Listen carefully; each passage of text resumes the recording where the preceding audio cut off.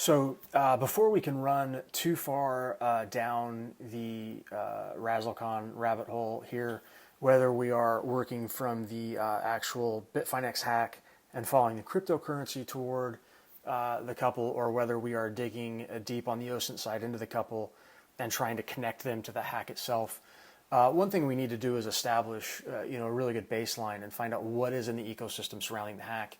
And then once we do that, the second step would be to jump into the couple themselves and see what sort of connections come up. So to do that, to start, one thing that I've done is found this Yahoo Finance article. So the Yahoo Finance article is from 2018, February of 2018, and they did a great job of building this timeline of events and the things that were related to those events leading up to the hack itself. Now, a couple things are great about this article. One is I am not going to take the time to go and confirm every piece of this data. I am not going to go double check for a primary source that Jan Ludovicus was CEO of Bitfinex in 2013. So rather what I'm going to do is I'm going to make a few assumptions. One, Yahoo News is a fairly reputable news source. This article was written a year and a half after the hack itself, so this was not an article that they were trying to get ahead of. They had time to actually do their research. I could really quickly, Google the reporter Amy Castor and just sort of get an idea of her, reputation as a journalist, just from an idea of making sure that I'm not starting with bad information. But based on the idea that this is Yahoo News, the time that they took to do it, I'm confident that this information is correct. Now, as I build that ecosystem, once I do find a thread that connects something to something that's important, whether it's the couple or something in their ecosystem to the hack or etc., then I'll go back and just get primary source confirmation of the things within that thread. Because otherwise I'd spend hours running down every little detail in here for confirmation, where a lot of it, especially because it's historical, is probably noise. I'm going to wait and I'm going to see where my critical path is, connecting my two things, and then I'm going to find primary sources on those. So, but for right now, I'm just going to build an ecosystem based on the fact that I'm confident in the accuracy of this information. So, again, this is a great timeline. Timelines are a series of temporal events. What I would like to do is take all of the entities and the players. I like to call them nouns and verbs. Timelines are verbs, and entities for link analysis are nouns.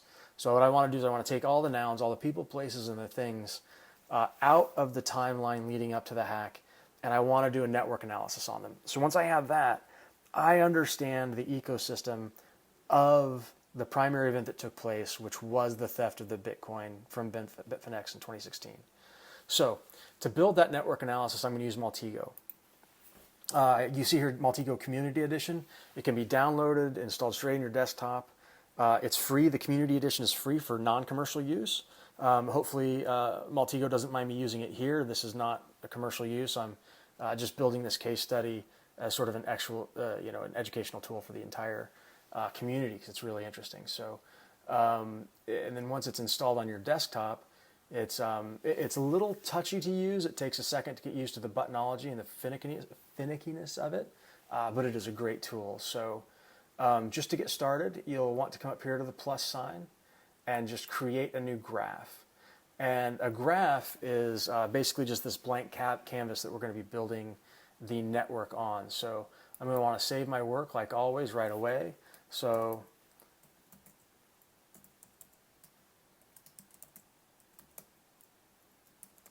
I'm just going to save it, and you're going to see it's going to save as a .mtgl file.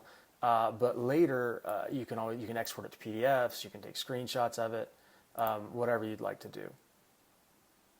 Yes, I want to overwrite it because I've done some previous work on it, but it was just practice. So I've got a file saved. I'm ready to go.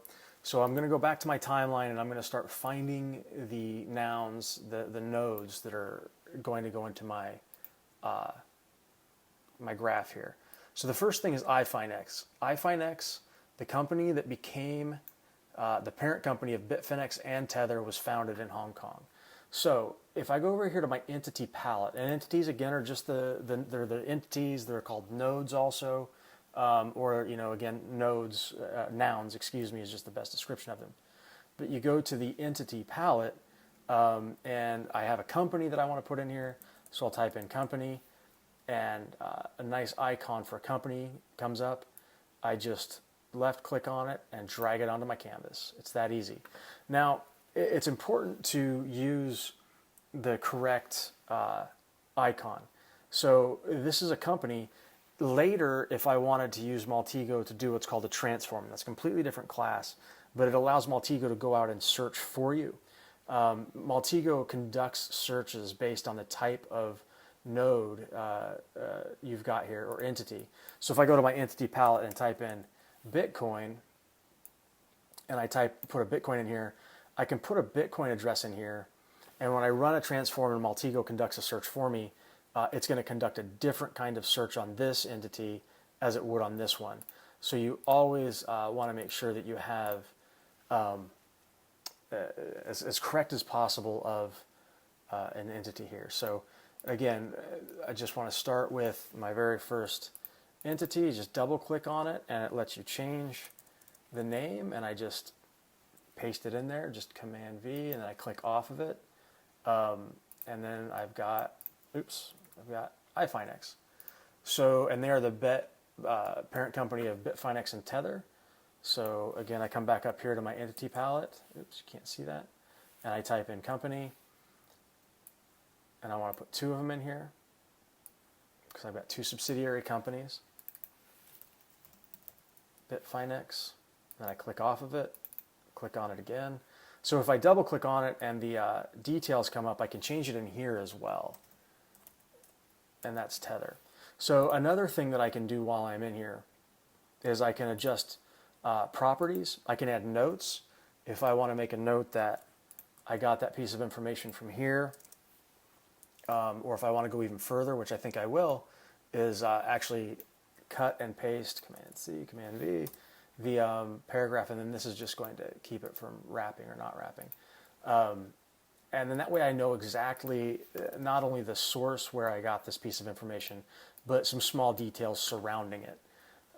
And then another neat trick, so you can attach. If I printed a PDF of this whole thing out, I could attach it right here if I wanted to. Any documentary information like that as well. But this is I don't have their icon for this one, so let me just say okay, and that's Tether. And you can see it's yellow right here. That means I've cut and pasted a note in there. So that's how you know there's notes associated with. But this is Bitfinex, excuse me. Again, properties, notes. I'm going to cut the note in there. I'm going to cut the source in there. But then I'm going to go to attachments, and I'm going to attach. Just click attach.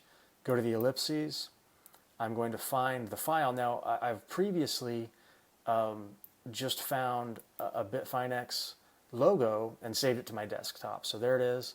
I'm going to attach it. Click OK. It's going to take a second to attach. But then all I do is I click on it so that it's orange, and then I set it as the entity image. So now I click OK. So now instead of the building icon, I've got the actual Bitfinex logo. I can see that I've got a note with it. And this just makes the graph really easy to understand.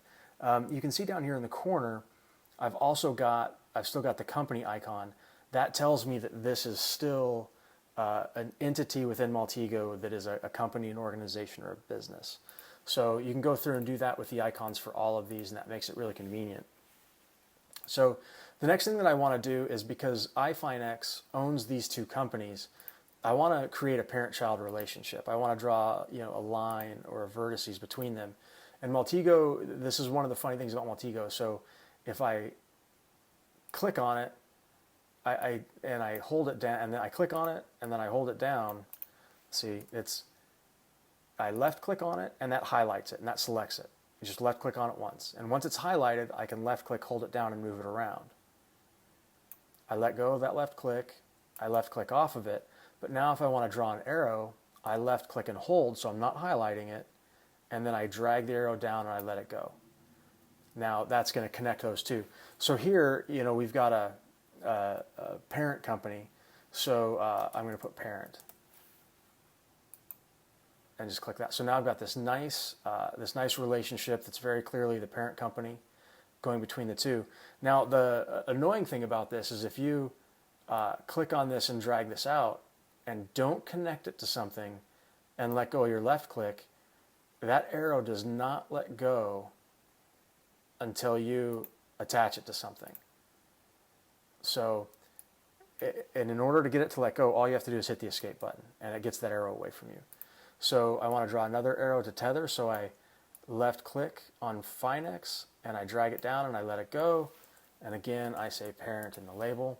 And you can change colors as well if you want, make it whatever color you want. That becomes really nice when you're trying to draw a path or if you're trying to distinguish between relationships. So in fact, instead of writing parent in there, I could make green lines all company relationships and blue lines all personal relationships or anything like that. It just depends on exactly the story you're trying to tell. And of course different styles as well, solid, dash, dotted, and then thickness. So it's really, you can make these all very unique. So I've got my two parent relationships here. Now, if you had a company out here and you had a relationship and now you realize that you've made a mistake or you don't want this here anymore or whatever, deleting them is a little bit different. So I can't just click on the link, and it gets frustrating because we all use really nice GUIs, and it's not 100% intuitive. You do just have to know a couple little buttons. So I'm going to go up here to entity selection. All this button does is toggle back and forth between selecting entities and selecting links. So I'm going to put it on link selection, and that's going to allow me to just quickly left click, and it's going to highlight it. Now I can't right click and delete. I just come up here to the corner and click delete. Ask me if I want to, and it's going to say yes. Now while it's on link selection, I can't select. I can double click on it and get to properties, but I can't select this company to get rid of it. I have to toggle back to entity selection, double click on it, select it, or single left click, and then come up here to delete, and yes, I want to delete that item. So, and then you can also select groups. So if I wanted to move all of them, I can move them around like that.